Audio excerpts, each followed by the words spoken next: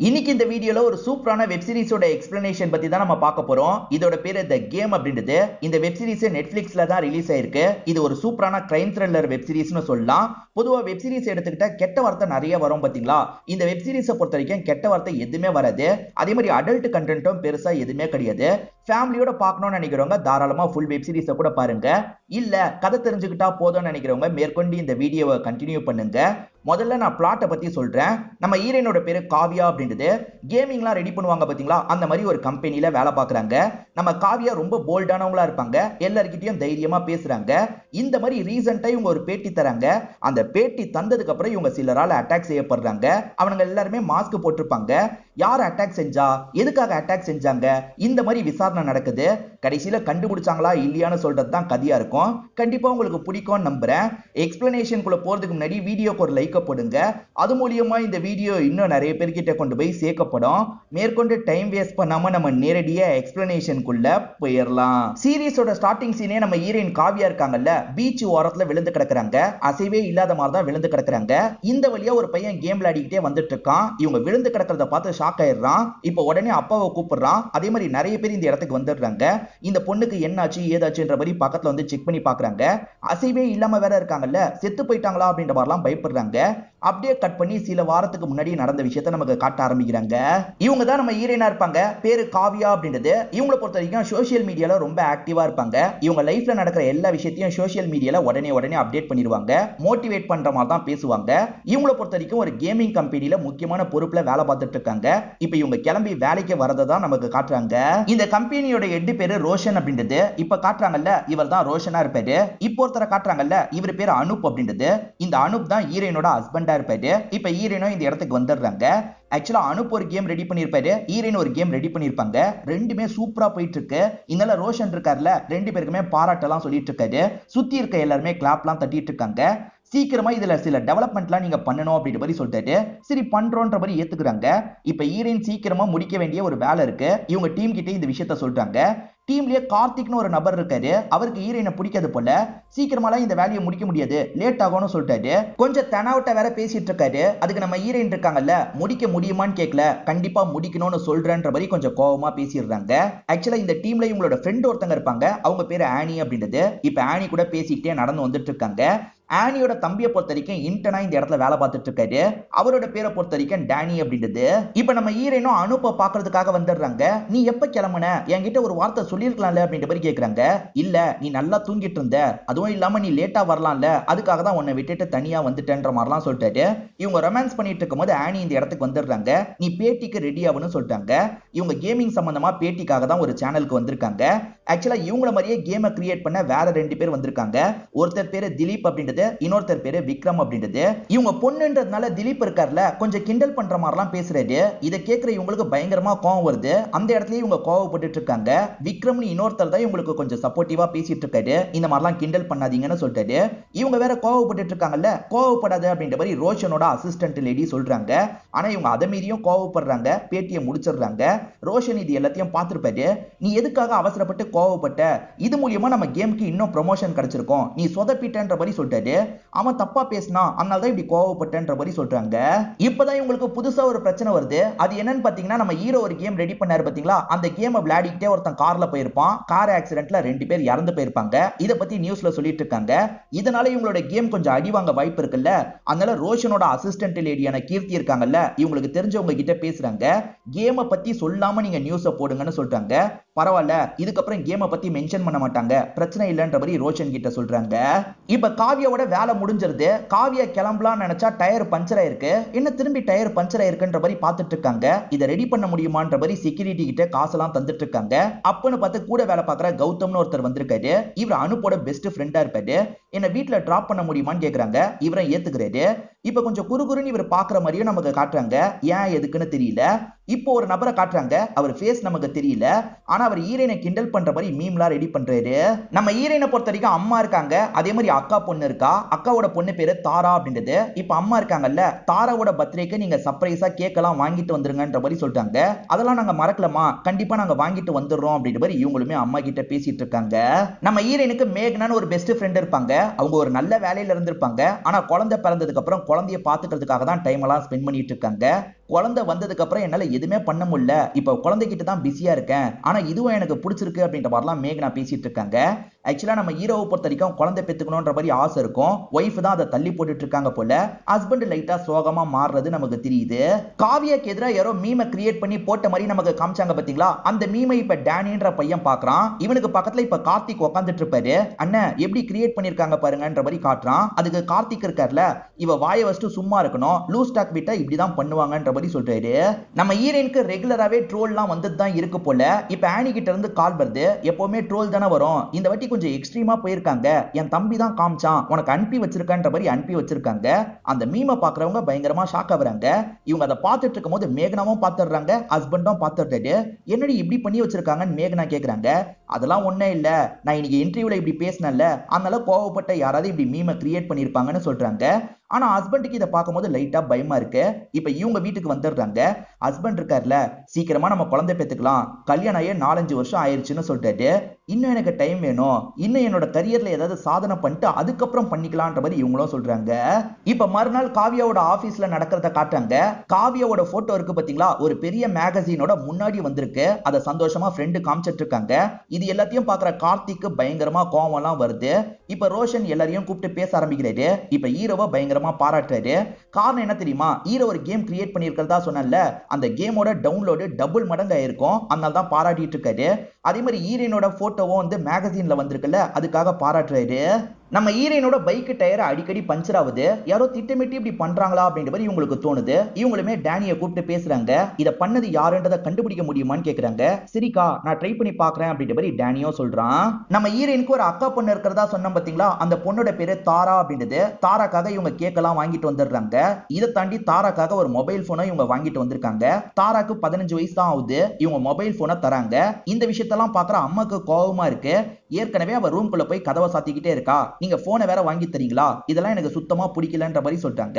நம்ம ஹீரோயினோட அக்கா மாமா டார்ச்சர் தாங்க முடியாம தற்கொலை பண்ணி இறந்து போயிருப்பாங்க. மாமா இந்த பொண்ணை மீட்டே பண்ணக்கூடாதுன்ற மாதிரி கோர்ட்ல இவங்க ஸ்டே எல்லாம் வாங்கியிருப்பாங்க. இவங்க 2 பேர் பேசிக்கும் போது தெரிய வருது. இப்ப திரும்பி மீம் இவங்களை கிண்டல் பண்ணி வந்துட்டு இருக்கு. இவங்க தலையை வெட்டுற மாதிரிலாம் மீம் வந்துட்டு இருக்கு. இதை பாக்குற ஹஸ்பண்ட் ரொம்ப சீரியஸா போகுது, கம்ப்ளைண்ட் கொடுக்கலாமான்னு கேக்குறாரு. அதெல்லாம் ஒன்றும் தேவையில்லைங்க, பார்த்துக்கலாம் அப்படின்ற மாதிரி இவங்களுமே சொல்லிட்டு இருக்காங்க. கேமிங்காக அவார்ட்லாம் தருவாங்கல்ல, அந்த ஈவெண்ட்டுக்கு ஹஸ்பண்ட் ஒய்ஃப் 2 பேருமே வந்திருக்காங்க. இவங்க நடந்து போயிட்டு இருக்கும் போது யாரோ பின்னாடி தட்டின மாதிரி இவங்களுக்கு தோணுது. திரும்பி பார்த்தா யாரையும் காணோம், யாரு தட்டிருப்பா அப்படின்ற மாதிரி இவங்களுமே சுத்தி முத்தி யோசிச்சுட்டு இருக்காங்க. அதுக்கப்புறம் சாதாரணமா இவங்க வேலையை பாக்குறாங்க. இப்ப திரும்பி இவங்களை கிண்டல் பண்ணி மீம்லாம் பரவிட்டு இருக்கு, ஆர்ஐபி அப்படின்ற மாதிரிலாம் போட்டு பரவிட்டு இருக்கு. இதை பாக்குறவங்க ஃபீல் பண்றாங்க. நம்ம ஹீரோயின் 2 பேர் கூட சேர்ந்து தானே இன்டர்வியூ தந்தாங்க. அதுல ஒருத்தர் பேரு திலீப், இன்னொருத்தர் பேரு விக்ரம்னு சொல்லி ஆக்சுவலா இவங்க 3 பேருமே நாமினியா இருப்பாங்க. அதுல வின்னர் யாருன்னு பாத்தீங்கன்னா நம்ம ஹீரோயின் தான். இப்ப ஹீரோயின் பேரை சொன்னா ஹீரோயின் பயங்கரமா சந்தோஷப்படுறாங்க.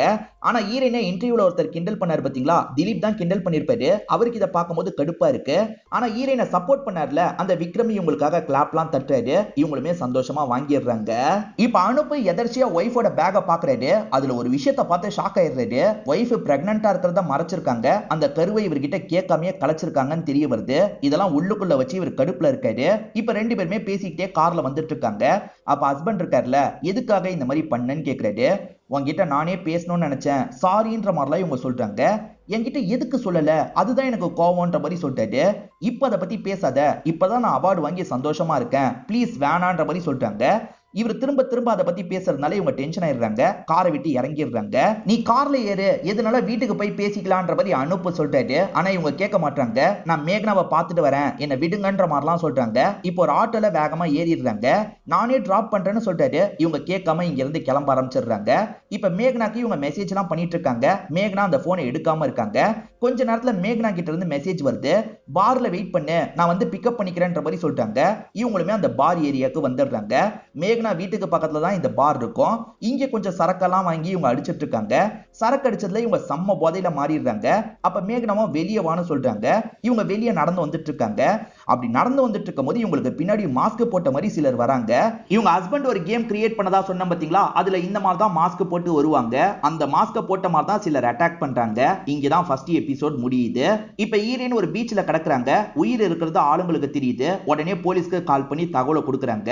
இப்ப ஹீரோயின் ஹாஸ்பிட்டல்ல கண்முழிக்கிறத நமக்கு காட்டுறாங்க. என்னாச்சு ஏதாச்சு அப்படின்ற மாதிரிலாம் அனுப்பு கேட்டுட்டு இருக்காரு.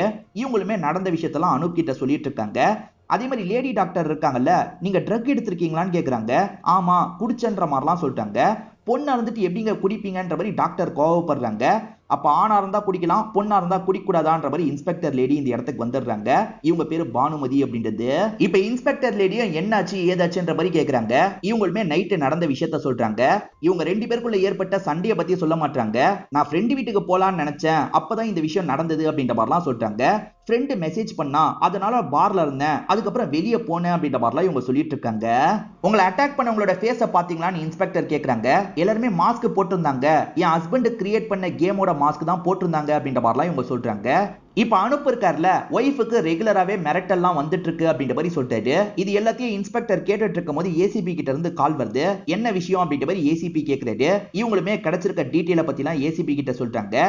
சரி இது சாதாரண கேஸ் மாதிரி தானே தெரியுது, எஸ்ஐ இந்த கேஸை பார்த்துக்கிட்டோம், நீ மத்த வேலையெல்லாம் பாருன்ற மாதிரி சொல்லிட்டாரு. இவங்களுமே ஏத்துக்கிறாங்க. அனுப் நீங்க மட்டும் வெளியே வாங்கன்ற மாதிரி கூட்டு வந்துடுறாங்க.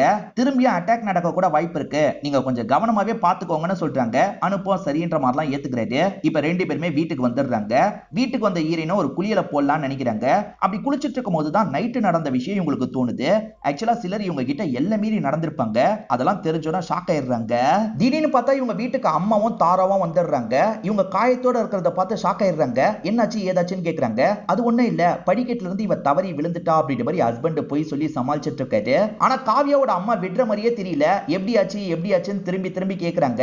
இந்த விஷயத்தை ஹீரோ கவனிக்கிறாரு. இப்ப ஹீரோ இருக்காருல்ல, தாரா எப்படியாவது பேசி பாட்டி இங்க இருந்து கூட்டு போன்னு சொல்லிட்டாரு. தாராவும் புரிஞ்சுக்கிறாங்க. பாட்டி என் ஸ்விம்மிங் கிளாஸுக்கு டைம் ஆயிடுச்சு, நம்ம கிளம்பலாம் அப்படின்ற மாதிரி சொல்லிட்டாங்க. சரிப்பா நான் வரேன்ற மாதிரி இவங்களுமே இங்க இருந்து கிளம்ப ஆரம்பிக்கிறாங்க. ஆக்சுவலா இந்த பொண்ணுக்கு ஸ்விம்மிங் கிளாஸுக்கு போகவே கொஞ்சம் பயமா இருக்கு. காரணம் அங்க சில பொண்ணுங்க எப்ப பாரு கிண்டல் பண்ணிக்கிட்டே இருக்காங்க. அதெல்லாம் மீறி இந்த பொண்ணுமே கிளாஸுக்காக வந்துடுறா. இந்த பொண்ணுக்கு ரோஹித்னு ஒரு பையன் கிட்ட இருந்து ரெக்வஸ்ட் வருது. பாக்குறதுக்கு இவங்களுக்கு பிடிச்சிருக்கு, அதனால ரெக்வஸ்ட் அக்செப்ட் பண்றாங்க. இங்க இருக்க எல்லா பொண்ணுங்களுமே கிராண்ட்மான்ற மாதிரி இந்த பொண்ணை கிண்டல் பண்றாங்க. ஏன்னா எல்லாருமே ஸ்விம் சூட்ல இருக்காங்க. இந்த பொண்ணு மட்டும் பெருசா ட்ரெஸ் போட்டிருக்கா. அதை வச்சும் இந்த பொண்ணு குண்டா இருக்கிறத வச்சும் கிண்டல் பண்ணிட்டு இருக்காங்க. இப்ப ஈரனை பார்த்து பேசுறதுக்காக மேகனா வீட்டுக்கு வந்திருக்காங்க. ஆக்சுவலா மேகனா கிட்ட இருந்து மெசேஜ் வந்ததா இவங்க நினைச்சிட்டு இருந்தாங்கல்ல, உண்மையில மேகனால மெசேஜே பண்ணிருக்க மாட்டாங்க. நான் ரொம்ப லேட்டா தான் உன்னோட மெசேஜை பார்க்கவே செஞ்சேன், எந்த ஒரு ரிப்ளையும் நான் பண்ணலன்னு சொல்றாங்க. அவங்க போனையும் காட்டுறாங்க. செக் பண்ணி பார்க்கும்போது அவங்க ரிப்ளைவே அன்பிளன்றது தெரிய வருது. அப்ப வேற யாரோ இப்படி பண்ணிருக்காங்க, ஆக்ட் பண்ணி இப்படி பண்ணிருக்காங்கன்னு உங்களுக்கு புரியுது. இவங்களுமே அந்த இடத்துக்கு போய் செக் பண்ணா என்னன்னு யோசிக்கிறாங்க. இப்ப அந்த பப்புக்கு வந்துடுறாங்க. நான் இந்த நாள் நைட்டு வந்தேன், ஞாபகம் இருக்கான்ற மாதிரி கேக்குறாங்க. இல்ல மேடம், நிறைய பேர் வரதுனால எனக்கு ஞாபகம் இல்லைன்ற மாதிரி அங்க இருக்க பையன் சொல்றான். சரி நான் சிசிடிவியை செக் பண்ணோம், என் பேக் மிஸ் ஆயிடுச்சுன்னு போய் சொல்றாங்க. சரி பார்க்கலாம் அப்படின்ற மாதிரி இவருமே சிசிடிவியை காட்டுறாரு. நம்ம ஹீரோயின் கடைசியா அவார்டு வாங்குறதுக்கு போனாங்க பாத்தீங்களா, அங்க இருக்க போட்டோஸ் எல்லாம் கொண்டு வாங்கன்னு எஸ்ஐ கிட்ட சொல்லியிருப்பாங்க. இப்ப அதெல்லாம் வாங்கி பார்த்துட்டு இருக்காங்க. அதாவது விக்ரம் இருந்தாரு, திலீப் இருந்தாருல, அந்த போட்டோஸ் எல்லாம் இவங்க பார்த்துட்டு இருக்காங்க. இதை தாண்டி ஹீரோயின் ஒரு பகுதியில விழுந்து கிடந்தாங்கல்ல, அந்த பகுதியில எந்தெந்த கார்லாம் வந்திருக்கு போயிருக்குன்றத செக் பண்ணுங்கன்ற மாதிரி சொல்லிட்டாங்க. சரி மேடம் அப்படின்ற மாதிரி இவர் ஏத்துக்கிறாரு.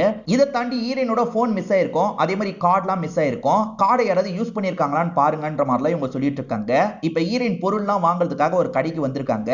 அந்த கடையில ஒரு நபரை பார்த்தோன்னா பயங்கரமா டென்ஷன் ஆயிடுறாங்க. இவர் பேரு நம்ம ராம்னு வச்சுப்போம். இப்ப ராம் கிட்ட இவங்க சண்டை போடுறதுக்கு ஒரு காரணம் இருக்கு. இவர் தான் அக்காவோட ஹஸ்பண்டா இருப்பாரு.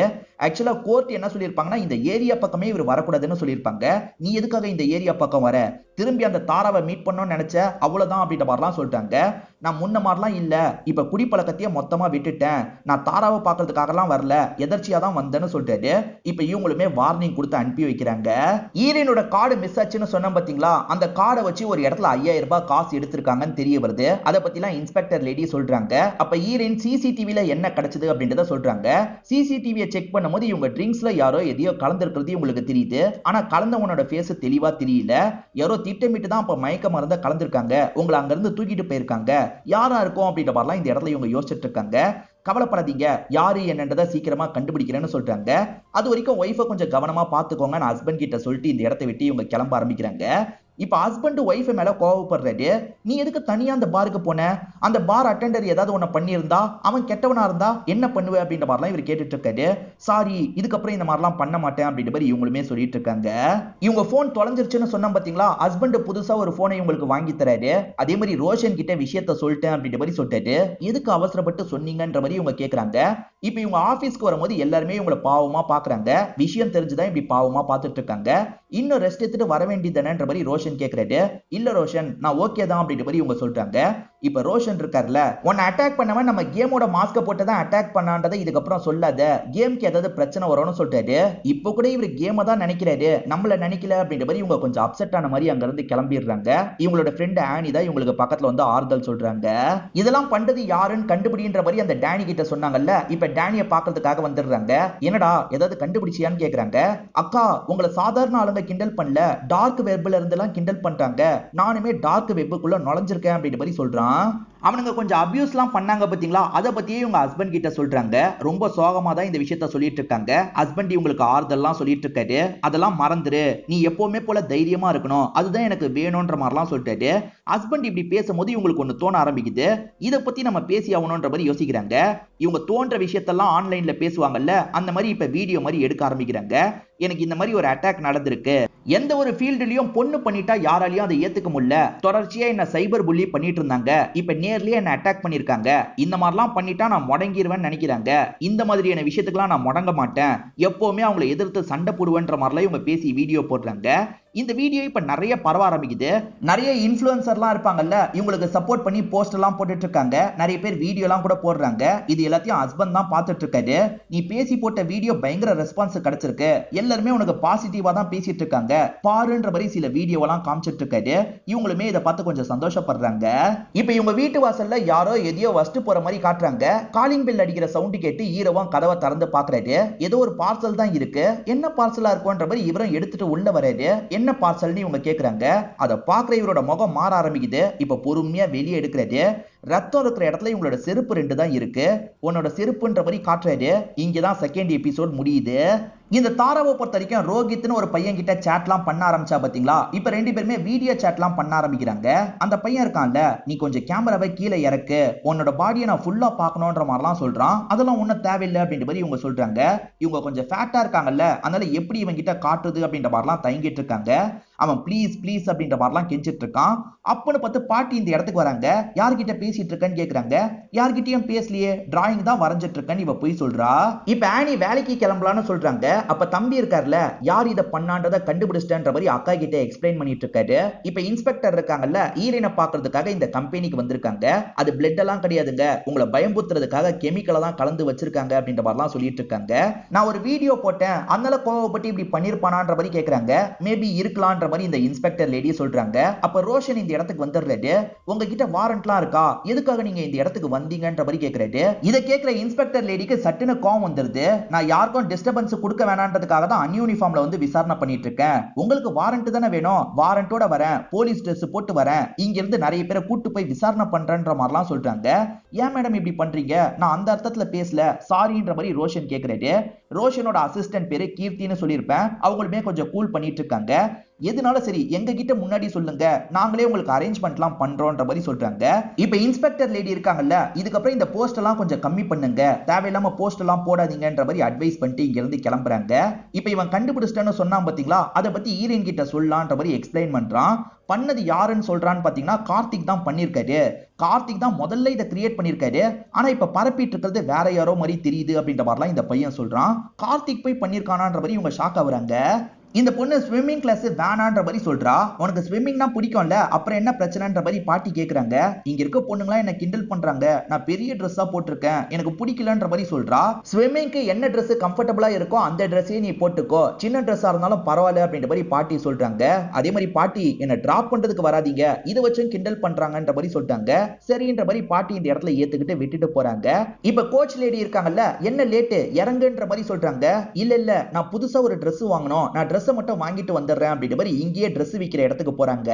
ரோஷனுக்கு மேல ஆளுங்க இருப்பாங்கல்ல, அவங்க ரோஷனை பாராட்டுறாங்க. காரணம் ஹீரோ ஒரு கேம் கிரியேட் பண்ணார்ல, அது சூப்பரா போயிட்டு இருக்கு, அதுக்காக தான் பாராட்டுறாங்க. அதுல சில அப்டேட்லாம் பண்ணுங்கன்னு சொல்றாங்க. சரின்ற மாதிரி இவருமே ஏத்துக்கிறாரு. இப்ப இவர் இருக்கார்ல, அனுப்ப கூப்பிட்டு இந்த விஷயத்தெல்லாம் சொல்லிட்டாரு. சீக்கிரமா அப்டேட் பண்ணோம், இந்த நாளுக்குள்ள முடிக்கணும் அப்படின்ற மாதிரிலாம் சொல்லிட்டு இருக்காரு. ரொம்ப கம்மி நாள் தான் டைம் தராரு, அதுக்குள்ள முடிக்கிறதுலாம் கஷ்டம், நிறைய பேர் தேவைன்ற மாதிரி சொல்லிட்டாரு.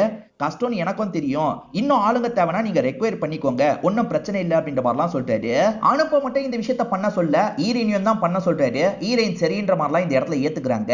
இப்ப அந்த தாரா இருக்கா பாத்தீங்களா, புதுசா வாங்கின ட்ரெஸ் போட்டு வந்துட்டு இருக்கா. அப்ப இந்த பொண்ணுங்களா சேர்ந்த மாதிரி சட்டுன்னு தண்ணிக்குள்ள தள்ளி விடுறாங்க. அவ கொஞ்சம் திணறிட்டு இருக்கா. இப்ப கஷ்டப்பட்டு அந்த இடத்துக்கிட்ட வரா.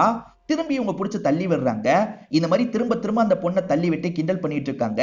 அப்பன்னு பார்த்து கோச் வந்துடுறாங்க. இந்த பொண்ணுங்களாம் கொஞ்சம் அமைதியாயிடுறாங்க. நம்ம ஹீரோயின் கார்த்திக் தான் இதை பண்ணிருக்கான்றதை கண்டுபிடிச்சிட்டாங்கல்ல, அதை பத்தி ஹீரோ கிட்ட சொல்றாங்க. ஹீரோவோ நீ ரோஷன் கிட்ட சொல்லு, ஆக்ஷன் எடுத்துடலாம் அப்படின்ற மாதிரிலாம் சொல்றாரு. இல்ல இல்ல கார்த்திக் அந்த விஷயத்த மட்டும் தான் பண்ணிருக்கான், என்ன கடத்திருக்கலாம் வாய்ப்பு இல்ல, அதனால கடத்திருக்கவன் மேலதான் நான் நியாயமா கோவப்படணும்னு சொல்றாங்க. ஹீரோயினுக்கு ஒருத்தர் சப்போர்ட்டிவா பேசினார்ல, அவர் பேரு விக்ரம்னு சொல்லியிருப்பேன். அவர் இந்த இன்டர்வியூ அட்டெண்ட் பண்றதுக்காக வராரு. இவங்க கேம்ல சில மாடிஃபிகேஷன் பண்ண போறாங்கல்ல, அதுக்காக தான் இன்டர்வியூ மாதிரி எடுத்துட்டு இருக்காங்க. இந்த இடத்துக்கு வந்த இவர் இருக்கார்ல, எனக்குமே உங்க கூட சேர்ந்து வேலை பார்க்கணும்னு ஆசைன்ற மாதிரி சொல்லிட்டாரு. இவர்கிட்ட டேலண்ட் இருக்கு, அதனால இவங்களுமே வேலைக்கு எடுத்துக்கலாம்னு முடிவு பண்றாங்க. இப்ப விக்ரம் கிளம்பிட்டு இருக்கும் போது ஹீரோயின் கவனிக்கிறாங்க. நீங்க எங்க இங்கன்ற மாதிரி கேக்குறாங்க. இன்டர்வியூ அதனால தான் வந்தேன், நான் செலக்ட் ஆயிட்டேன்ற மாதிரி சொல்லிட்டாரு. அந்த டெவலப்மெண்ட்டுக்காக இவனை செலக்ட் பண்ணிருக்கோன்ற மாதிரி அனுப்பும் சொல்லிட்டாரு. இப்ப ஹீரோயினும் ஃப்ரெண்ட்ஸும் சேர்ந்த மாதிரி கார்த்திகை பார்க்கிறதுக்காக வந்துடுறாங்க. இதை நீ தான் பண்ணிருக்கன்றது தெரிஞ்சிருச்சுன்ற மாதிரி சொல்றாங்க. கார்த்திகோட முகமே மாறிடுது. உனக்கு கீழே இருக்கிறது எனக்கு பெருசா பிடிக்கல, அதனால ஸ்டார்டிங்ல இந்த மாதிரி கிண்டல் பண்ணி உன்னை ரெடி பண்ண, அந்த விஷயத்த டார்க் வெப்ல இருக்கிற யாரோ எடுத்து பரப்பிட்டு இருக்காங்க. இப்படி பரவுறதுக்கும் எனக்கும் சத்தியமா சம்பந்தம் கிடையாது, இருந்தாலுமே நான் பண்ணது தப்பு தான், நான் வேணா இந்த வேலையை விட்டு நின்றுறேன் அப்படின்ற மாதிரி சொல்லிட்டாரு.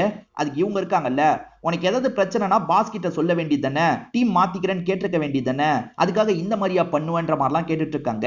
உன்கிட்ட நல்ல டேலண்ட் இருக்கு, இந்த கம்ப்ளைண்ட்னால உன்னோட கரியர் ஸ்பாயில் ஆக கூடாதுன்னு நினைக்கிறேன், இதுக்கப்புறம் இந்த மாதிரிலாம் பண்ணாத, எந்த பிரச்சனைனாலும் நேரடியா பேசுன்ற மாதிரி சொல்றாங்க. இவருமே மன்னிச்சதுக்காக நன்றி சொல்லிட்டு போறாரு. இவங்க மன்னிச்சு விட்டுட்டாங்கன்னு தெரிய வருது.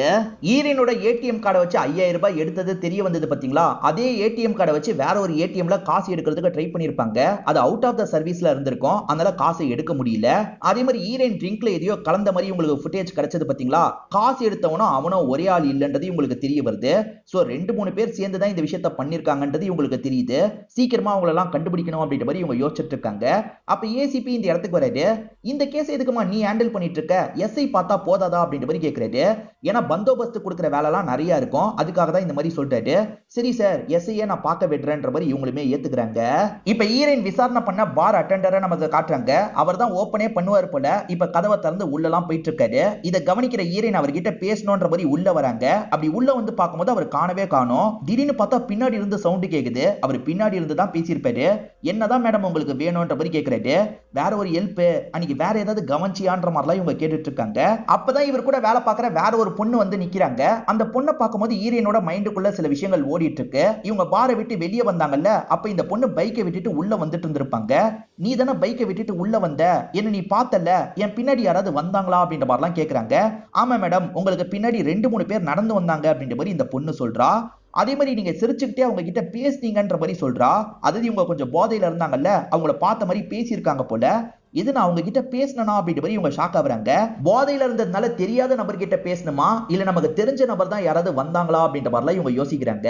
வந்தவங்க எல்லாம் மாஸ்க் தான் போட்டிருக்கிறதா இந்த பொண்ணு சொல்லியிருப்பா. இப்ப இவங்களுமே வந்து ஹஸ்பண்ட் கிட்ட இந்த விஷயத்த சொல்றாங்க.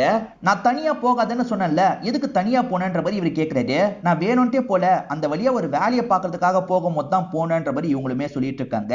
இப்ப ஹஸ்பண்ட் இருக்கார்ல, கொஞ்ச நாள் நம்ம கெஸ்ட் ஹவுஸ்க்கு போயிட்டு வரலான்ற மாதிரி சொல்லிட்டாரு. இவங்களுமே சரின்ற மாதிரிலாம் ஏத்துக்கிறாங்க. இவங்க கருவை கலைச்சாங்க, அதுக்காக இவர்கிட்ட சாரி கேக்குறாங்க. நம்ம இப்ப குழந்தைய பெத்துக்கலான்ற மாதிரி சொல்றாங்க. ஆனா இவரு வேணான்ற மாதிரி சொல்லிட்டாரு. ஏன்னா இப்ப உன்னை சுத்தி நிறைய நடந்துட்டு இருக்கு, இதெல்லாம் முடியட்டும், அதுக்கப்புறம் நம்ம குழந்தை பெத்துக்கலாம் அப்படின்ற மாதிரி சொல்லிட்டாரு. இப்ப இவங்க 2 பேருமே பேசிக்கிட்டே டிராவல் பண்றாங்க. ஆக்சுவலா வீட்டை எதிர்த்து தான் இவர் கல்யாணம் பண்ணிருக்காரு அப்படின்றது இப்பதான் நமக்கு தெரிய வருது. இப்ப இவங்க போற இடத்துக்காக நிறைய ஷாப்பிங் எல்லாம் பண்ணிடுறாங்க. இப்ப இவங்களுடைய கெஸ்ட் ஹவுஸ்க்கு வந்துடுறாங்க. இந்த இடத்துல இவங்க 2 பேருமே கொஞ்சம் இன்டிமேட்டா இருக்க மாதிரிலாம் நமக்கு காட்டுறாங்க. இப்பெல்லாம் தாரா தனியாவே கிளாஸுக்கு வரான்ற மாதிரி நமக்கு காட்டுறாங்க. இப்ப ஸ்விம்மிங் ட்ரெஸ் எல்லாம் போட்டு குளிக்கிறதுக்கு போலான்னு நினைக்கும் போது அந்த ரோஹித் கிட்ட இருந்து கால் வருது. ரோஹித் கிட்ட ஸ்விம்மிங் கிளாஸ் வந்திருக்கிறதா சொல்றா. ப்ளீஸ் ப்ளீஸ் எனக்கு காட்டுன்ற மாதிரிலாம் இவன் கேட்கறான். இல்ல இல்ல அதெல்லாம் முடியாதுன்ற மாதிரி இவ கட் பண்ணிடுறா. இப்ப கெஸ்ட் ஹவுஸ்ல இருந்து திரும்பி வீட்டுக்கு இவங்க வந்துட்டு இருக்காங்க. இந்த கடைக்கிட்ட வண்டியை நிறுத்து, நான் சாப்பிட ஏதாவது வாங்கிட்டு வரேன்னு சொல்றாங்க. ஹஸ்பண்ட் வண்டியை நிறுத்திடுறாரு. அப்பதான் எல்லாரும் போனுக்கும் ஒரு வீடியோ வருது. அந்த வீடியோவை பார்க்குற எல்லாருமே ஷாக் ஆயிட்டு இருக்காங்க. நம்ம ஹீரோயின் இருக்காங்கல்ல, கௌதம கிஸ் பண்ணிட்டு இருக்காங்க. அதாவது ஹீரோவோட பெஸ்ட் ஃப்ரெண்டா கௌதம்னு ஒருத்தரை காமிச்சாங்கல்ல, அவரை கிஸ் பண்ணிட்டு இருக்காங்க. இதை பார்க்குற கௌதம் ஷாக் ஆகுறாரு. ஹீரோவும் பயங்கரமா ஷாக் ஆகுறாரு. அதே மாதிரி ஒரு பக்கம் ஹீரோயினும் இந்த விஷயத்தை பார்த்துட்டு இருக்காங்கல்ல, நம்ம எப்படி ஹீரோவை ஃபேஸ் பண்ண போறோம் அப்படின்ற மாதிரி கொஞ்சம் பயந்துகிட்டே தான் வந்துட்டு இருக்காங்க. ஹீரோ எதுவுமே பேச மாட்டாரு. இவங்களை வீட்டுக்கு மட்டும் கூட்டு வராரு. இங்கதான் தேர்ட் எபிசோட முடிக்கிறாங்க. இப்ப மேக்னா கிட்ட இவங்க நடந்த விஷயத்தெல்லாம் எக்ஸ்பிளைன் பண்றாங்க. ஆக்சுவலா ஹீரோவோட வீட்டை சேர்ந்தவங்க வேற ஒரு பொண்ணை இவருக்காக பார்த்திருப்பாங்க. நீ ஊருக்கு வான்ற மாதிரி கூட்டு போயிருப்பாங்க. அதை நினைச்சு இவங்க பயங்கர ஃபீலிங்ல இருந்திருப்பாங்க. அந்த சமயம் கௌதமோ ஒரு லவ் ஃபெயிலியர்ல இருந்திருப்பாரு. ரெண்டு பேருமே பார்ல மீட் பண்ணிருப்பாங்க. ஒரு மொமெண்ட்ல ரெண்டு பேருமே கிஸ் பண்ணிருப்பாங்க. நான் பண்ணது தப்பு தான், அவர் திட்டினா கூட பரவாயில்ல, எதுவுமே என்கிட்ட பேசாம இருக்காரு, கஷ்டமா இருக்குன்ற மாதிரிலாம் மேக்னா கிட்ட புலம்பிட்டு இருக்காங்க. சரி பேசி பாரு அப்படின்ற மாதிரி மேக்னாவும் சொல்றாங்க. இப்ப ஹஸ்பண்ட் பெருசா பேசாம இருக்காருல, என்கிட்ட கோவப்படணும்னா தாராளமா கோவப்பட்டு இப்படி பேசாம மட்டும் இருக்காது அப்படின்ற மாதிரிலாம் சொல்றாங்க. ஆனா அவர் அப்ப கூட பேச மாட்டாரு. எனக்கு வேலை இருக்கு, நான் கிளம்புறேன்ற மாதிரி கிளம்புறாரு. அந்த பீச் சைடு எந்தெந்த கார்லாம் போச்சுன்றத பார்க்க சொன்னாங்கல்ல, எஸ்ஐயும் பார்த்து சொல்றாரு. மேடம் சார் என்னதானே இந்த கேஸை ஹேண்டில் பண்ண சொன்னாரு அப்படின்ற மாதிரி கேட்கிறாரு. அவர் அப்படிதான் சொல்லுவாரு, எனக்கு இந்த கேஸும் முக்கியம் தான், நான் ரெண்டு கேஸையும் ஹேண்டில் பண்ணிக்கிறேன், எனக்கு கேஸோட டீடைலா அப்பப்ப அப்டேட் பண்ணுன்ற மாதிரி சொல்றாங்க. ஈரின் ஒருத்தன் ஆன்லைன்ல டார்ச்சர் பண்ணிட்டு இருக்கான் பாத்தீங்களா, அவன் தான் இந்த விஷயத்த பண்ணிருக்கான். இப்ப ஈரின் ஆபீஸ்க்கு வரும்போது எல்லாருமே வித்தியாசமா பார்த்துட்டு இருக்காங்க. ஈரின் டீமோட டெவலப்மெண்ட் ஒர்க் எல்லாம் பண்றாங்க. புதுசா அப்டேட் பண்ணிருக்கான்ற மாதிரி கார்த்திக் காட்டுறாரு. அதை கூட இவங்க கவனிக்க மாட்டாங்க. ரொம்ப சோகமா உட்கார்ந்துட்டு இருக்காங்க. இப்ப ஹீரோ டீம் கூட டிஸ்கஷன்லாம் பண்ணிட்டு இருக்காரு. அதுல கௌதம் சொல்றத மட்டும் இவர் காதுலயே வாங்க மாட்டாரு. அப்ப விக்ரம் ஒரு ஐடியா சொல்றாரு, அந்த மாதிரியே பண்ணலான்ற மாதிரி இவர் சொல்லிடுறாரு. இதெல்லாம் கவனிச்சிட்டு இருக்க கௌதம் இருக்கார்ல, மச்சான் நடந்ததே வேறடா, இந்த மாதிரி சூழ்நிலையில தான் நாங்க ரெண்டு பேர் கிஸ் பண்ணோம், அது எப்பயோ நடந்ததுன்ற மாதிரி சொல்றாரு. ஆனா இவரால ஏத்துக்க முடியல. இவர் கோவமா பேசிட்டு கிளம்புறாரு. டார்க் வெப்ல இருந்து யாரோ பண்றதா டேனி சொல்லியிருப்பான். கண்டுபிடிக்கிறதுக்காக இவனுமே நுழைஞ்சிருப்பான். அப்படி நுழைஞ்சவன் யார் பண்றான்ற டீடைலை கண்டுபிடிச்சிடறான். இன்னும் முழுசா கண்டுபிடிக்கல. இப்ப இன்ஸ்பெக்டர் லேடி கிட்ட இருந்து கால் வரும்போது இவங்களுமே இன்ஸ்பெக்டர் கிட்ட இந்த விஷயத்தை சொல்றாங்க. கேக்குறவங்க டென்ஷன் ஆயிடுறாங்க. ஏன் நீங்களே எல்லாத்தையும் பாத்துக்கோங்களேன் அப்படின்ற மாதிரி சொல்றாங்க. சாரி மேடம்னு ஹீரோயின் சொல்றாங்க. சரி கண்டுபிடிச்சிருக்க டீடைலை தாங்க, எங்க டெக்னிக்கல் டீமை வச்சு நாங்க பாத்துக்கிறோம் அப்படின்ற மாதிரிலாம் இன்ஸ்பெக்டர் லேடி சொல்றாங்க.